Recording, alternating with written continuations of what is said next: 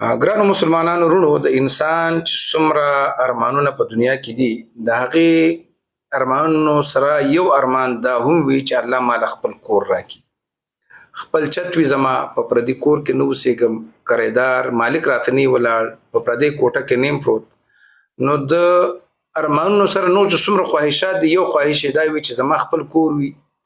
لاول خو به دا دعا وکړو، تاسو به ټول امین وایئ د زړه د خلاصه، چې کوم زمونږه مسلمانان خویندې وروڼې چې کوم دي، د هغوی خپل کورونه نه وي، په پردو کورونو کې اوسېږي یا په کرۍ کې باندې اوسېږي، الله رب العزت د هر مسلمان ورور له خپل کور خپل چت ورکړي.